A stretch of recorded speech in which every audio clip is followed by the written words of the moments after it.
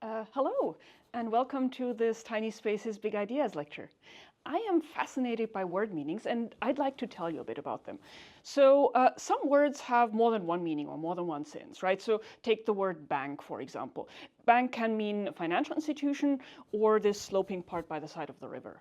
And well, how do you know? You can look it up in a dictionary, right? So you open up a dictionary, it says bank, one, financial institution, two, sloping part by the side of the river. But here's the weird part. If you look at different dictionaries, they might not always agree in how many senses a word has. And there's even a fun paper by a lexicographer called I Don't Believe in Word Senses. So how come? And let's go to a different example than bank, because bank is pretty straightforward. But let's talk about the word argument. So if we say the argument over green power, then you have reasoning, and there are different sides to it. If I say they got into a violent argument, it's again multiple sides, but with more yelling. If I say she made a good argument, then now it's only one side of possible multiple sides. So how many senses is that? 1, 2, 3? So, but if we can't be sure how many senses a word has, then what is it that we have in our heads when we hear words?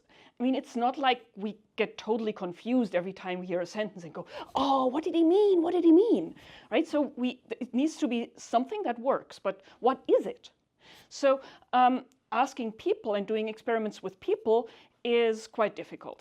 So me, I'm a computational linguist, so I instead look at AI models.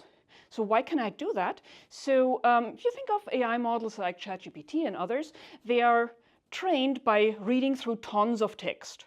And what they do is they try to discern patterns and irregularities in this text in order to be able to give the right answer when you chat with them. So they are basically repositories of gigantic amounts of human speech and human writing. And because of that, I can probe them and try to find out about those patterns and regularities that they see. And here's the magic bit. These AI models have internal representations of words that are basically long sequences of numbers. And you can view these sequences of numbers as coordinates on a map. And this map is a map of meaning. So words and word usages that are close together in meaning will actually be close together on the map. And so if you look, say, at the word argument, you'll see something like a cluster of villages down here, which is a violent argument with yelling. Then down here, you'll see a cluster that is the mathematical argument of a function. Then a bit further up, you'll see a well-reasoned argument, and over there's arguments before court. So you can actually see how, for the AI model, the meanings group together and how many senses it sees. So what can I do with this meaning map? One is, well, as I just said, I can try to see what kind of groups I can see on that map. I can also actually interpret some of the regions. I can say, oh, this region down here is high agentivity. Or if I look at this direction on the map, this goes from high emotional intensity to lower emotional intensity. So what can we see? Can we only see stuff about word meanings that we already knew, or can we see new stuff? So here's my favorite new bit that I saw on those meaning maps. For some words, we see clusters, these automatic groupings, that are not what we find in the dictionary, but that still make sense. So for the word fire, for example, in the dictionary you'll see there's the burning stuff, and there's artillery fire for the noun fire. But in the AI model, the burning stuff splits up into two different groups. And one is dangerous fire, right, like an apartment fire. And the other is what you could call cozy fire. So we all sat around the campfire and roasted some s'mores.